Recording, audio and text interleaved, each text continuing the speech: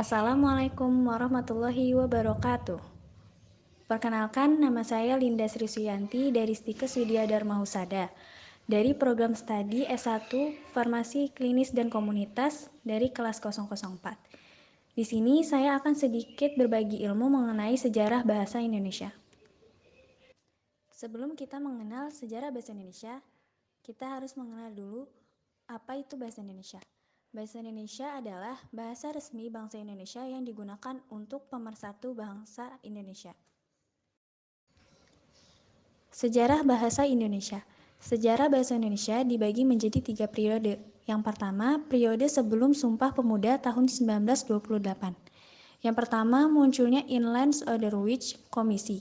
Keinginan bangsa Indonesia mempelajari bahasa Belanda untuk mendapatkan kepandaian dan meningkatkan derajat. Dengan organisasi ini, lahirlah pemikiran untuk memiliki alat pemersatu yaitu bahasa. Yang kedua, pada tahun 1901, disusunlah ejaan bahasa Melayu dan dimuat dalam Kitab Logat Melayu. Yang ketiga, bahasa Melayu sebagai lingua franca. Abad ke-7 Masehi, bahasa Melayu telah digunakan sebagai bahasa perhubungan, bahasa perdagangan, dan bahasa resmi kenegaraan pada zaman Kerajaan Sriwijaya. Pada periode ini, terdapat beberapa alasan bahasa Melayu dijadikan bahasa Indonesia. Yang pertama, sebagai bahasa penghubung dan bahasa perdagangan. Yang kedua, bahasa yang sederhana dan mudah dipahami. Yang ketiga, banyak suku yang menerima bahasa Melayu dijadikan bahasa Indonesia. Yang keempat, kesanggupan untuk dipakai sebagai bahasa kebudayaan. Periode yang kedua yaitu periode Sumpah Pemuda 1928 sampai Proklamasi Kemerdekaan Republik Indonesia 1945. Yang pertama, munculnya Trisaksi Sumpah Pemuda 28 Oktober 1928. Yang kedua, munculnya Angkatan Pujangga Baru 1933. Yang ketiga, Kongres Bahasa Indonesia pertama di Solo. Yang keempat, bahasa Indonesia sebagai bahasa utama 1942 sampai 1945. Yang terakhir yaitu Kongres Bahasa Indonesia pertama di Solo.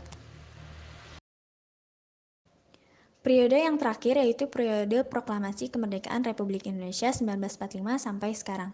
Yang pertama, pada 19 Maret 1947 diresmikan penggunaan ejaan Republik, ejaan Sewandi sebagai pengganti ejaan Van op Huysen.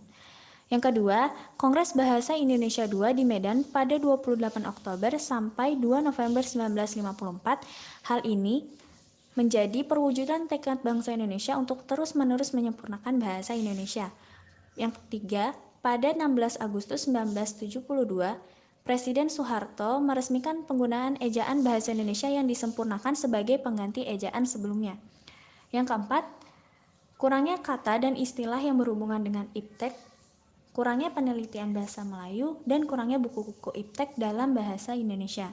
Yang kelima, Kongres Bahasa Indonesia III pada 28 Oktober sampai 2 November 1978 di Jakarta merupakan peristiwa penting bagi bangsa Indonesia untuk terus berusaha memantapkan kedudukan dan fungsi bahasa Indonesia.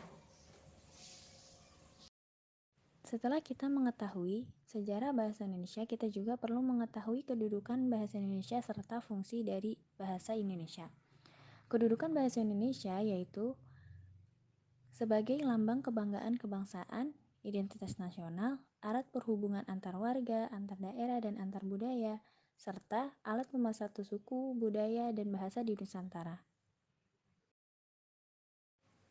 Yang selanjutnya adalah fungsi bahasa. Fungsi bahasa secara umum adalah sebagai alat komunikasi. Pengertian bahasa menurut Wijono adalah sistem lambang bunyi ujaran yang digunakan untuk berkomunikasi oleh masyarakat pemakainya. Fungsi bahasa Indonesia secara umum. Yang pertama adalah fungsi ekspresif, yaitu sebagai alat ekspresi diri. Yang kedua adalah fungsi komunikasi, sebagai alat berinteraksi atau berhubungan antara dua manusia sehingga pesan yang dimaksudkan dapat dimengerti. Yang ketiga, fungsi kontrol sosial, yaitu sebagai pengendali suatu kondisi atau situasi sehingga sesuai dengan harapan. Yang keempat adalah fungsi adaptasi, yaitu untuk mengenal lingkungan secara lebih baik. Yang terakhir adalah fungsi integrasi atau pemersatu. Bahasa sebagai alat integrasi artinya dapat menyatukan kita dengan orang lain yang berbeda suku atau bangsa. Kita sebagai warga Indonesia harus dapat menggunakan bahasa Indonesia yang baik dan benar. Karena dengan menggunakan bahasa Indonesia adalah kewajiban kita untuk mencintai bahasa sendiri. Demikianlah sedikit ilmu yang dapat saya berikan. Mohon maaf jika terdapat kesalahan kata. Terima kasih. Wassalamualaikum warahmatullahi wabarakatuh.